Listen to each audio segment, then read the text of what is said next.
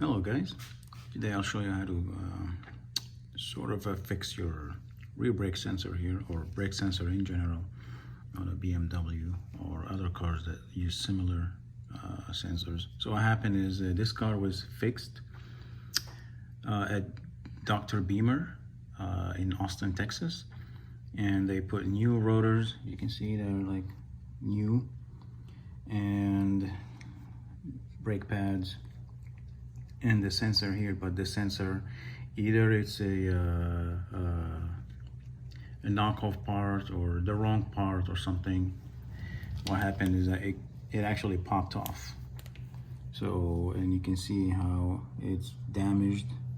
It dangled against the wheel like that, and you know, as driving, it bounces, and it kept getting rubbed off, and then eventually it triggered the brake light on the dashboard, thinking that the car needs brake pads, but that's not the case. So the job of this brake pad sensor is very simple. It just sits on the pad, and then once the pad runs out of material, it gets kind of sort of crushed and triggers the light. So the circuit is broken, if you shall say. Anyways, I called the shop, and you know, they said, yeah, we'll fix it, you know, you need to drop it off, blah blah blah. And why do you need to drop off a car for such a simple repair? All they really need to do is just remove the sensor, and the wiring, it just goes all the way to a box where the wire is connected, and just route a new sensor. The sensor costs $15 basically, and obviously this is a workmanship problem. I've had BMWs for, I don't know, 15 years now, and I've never had a sensor popping on my brake pads, causing it to fail. This is definitely a workmanship problem, or using the wrong part or the cheap part or whatever, you know.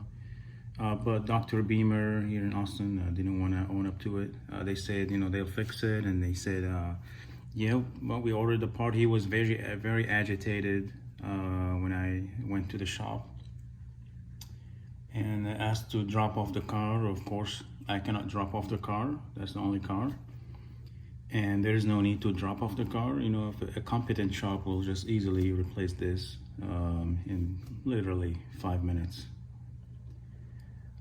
But yeah, you know, he said he ordered the part, and we'll call you when it's here.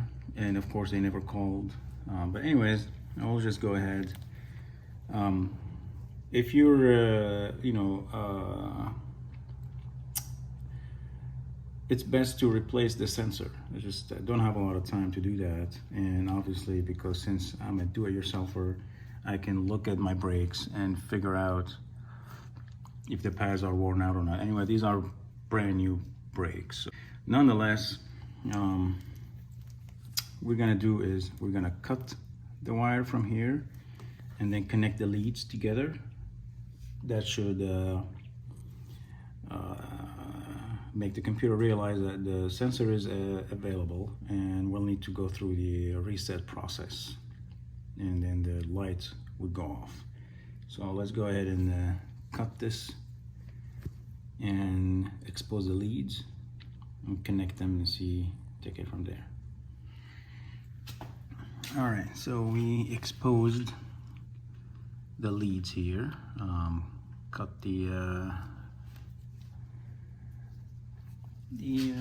sensor head here. You can see from the rubbing, the actual circuitry has been broken. It takes one wire from one side and the other wire from the other side, and basically connect them through this clip, through this metal clip. So this metal clip completes the circuit. So what happened is, from the rubbing here, you can see the wire is actually has been disconnected, like it got shaved off and disconnected. So the circuit has been broken. When the brake pads wear out, this sensor this clip here gets damaged or knocked out or whatever, and it breaks the circuit triggering system. Anyways, with the leads exposed here, we're gonna go ahead and connect them together, and we're gonna reset the brake light.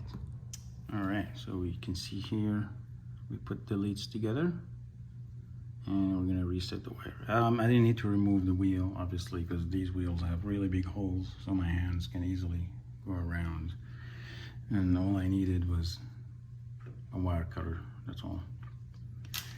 All right, so you can see here the brake lights, brake pads is on.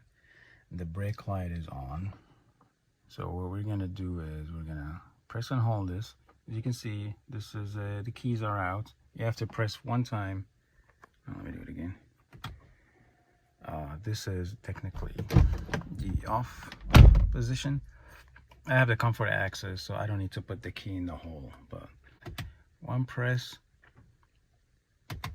then another press, and you get all these warning lights, blah blah. Service is gonna be done next week. Anyways, we're gonna have to press this here and hold.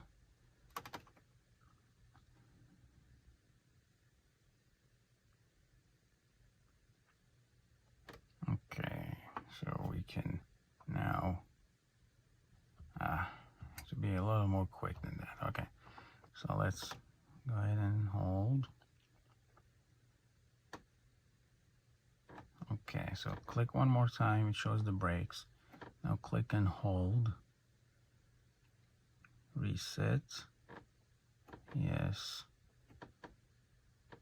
Okay, hold, and then hold again.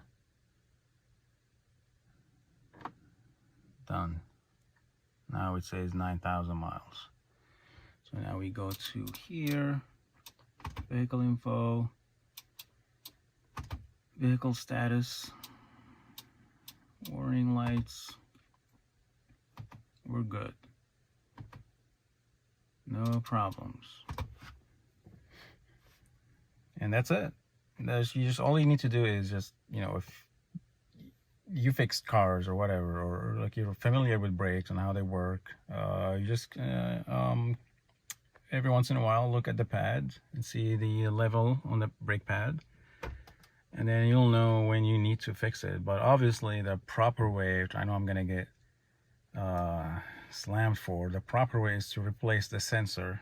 But I don't want to replace the sensor right now, and this light being here, the brake light being in my face for quite a bit of time, annoying the hell out of me. But yeah, you want to do it right, fix the sensor. It's very cheap. It'll take you probably half an hour or so, because you're gonna need to remove the wheel, jack up the car, remove the wheel. You have to go under and trace the wire, you know, and how it's connected, blah blah blah, and undo that, and then put the new one. So yeah, probably half an hour to 1 hour, I don't know. Nonetheless, this really took literally like 5 to 10 minutes, and me recording a video. If I didn't have to, this will take like 5 minutes easy or less.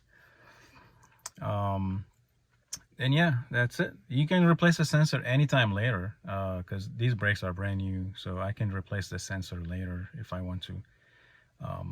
But for now, this will do.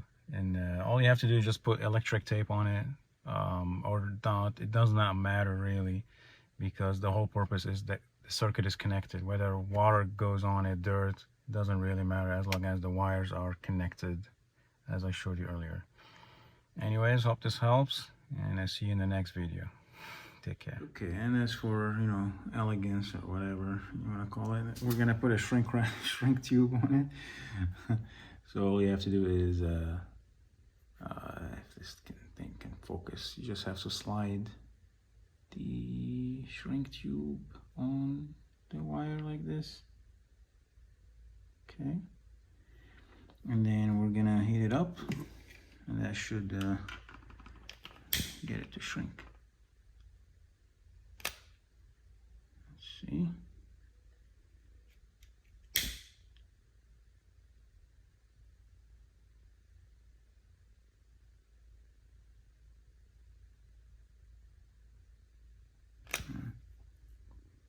Probably overdone it, but you get the idea.